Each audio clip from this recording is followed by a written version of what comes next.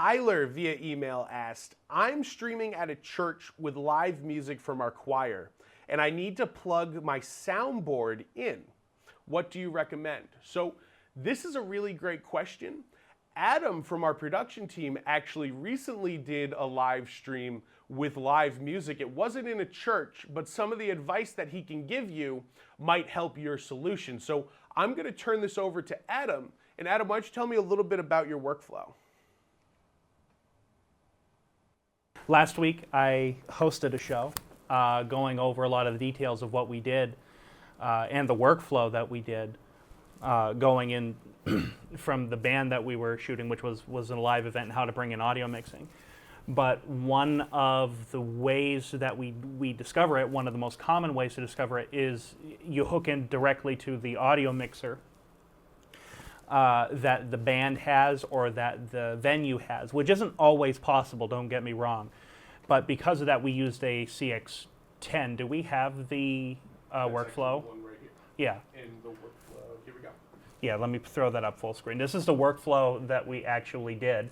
And what we did was we had the sound system going in via line-in into our CX10, and then the CX10 was being fed in via HDMI into our RGB Link Mini, and then that was going into StreamYard. The event was, they were using StreamYard to stream to Facebook, and what they did is they would send us a link and we were able to join. Because we used the RGB Link Mini, we're able to go in and bring it up like a webcam since it has straight USB out. So that really simplified the workflow.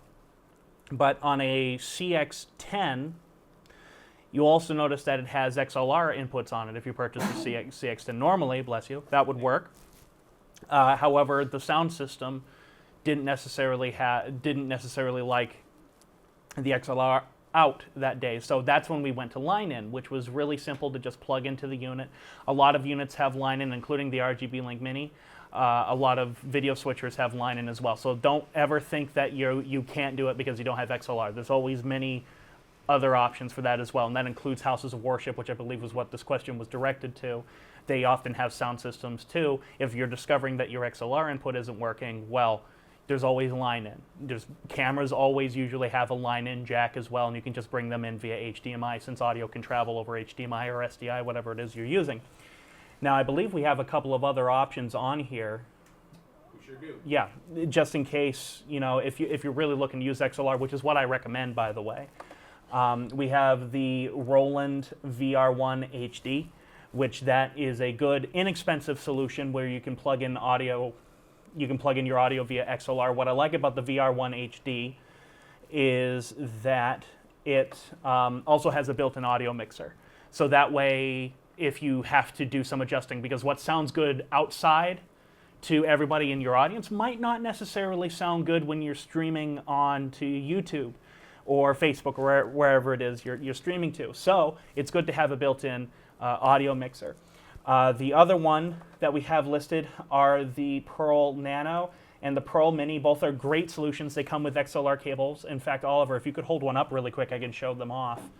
Yeah, there we go. That's the Nano, I believe. And you have two XLR ports right there that you can easily plug your stuff in with no issue at all to get that good, clean audio. Because no matter what you do, XLR is going to be your best solution. But again, just to sum this up, if you absolutely need to use line-in, which is what we had to do for the band, you can absolutely use line-in. There's no problem with that. In fact, we have a clip that I'm going to play for you of the from the stream itself, a little clip to show you just how good the audio can be. And that had guitar, drums, lead singer, bass, everything in there, all coming into our camera via line-in. So you have some good options there.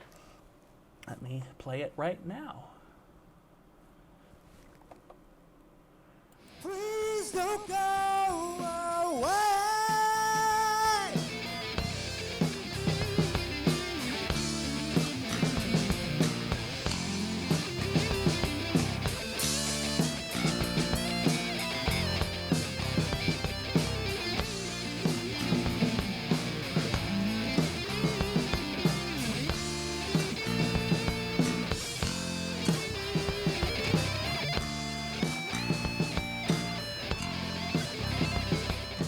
Thank you for watching this highlight from the Videoguys live webinar.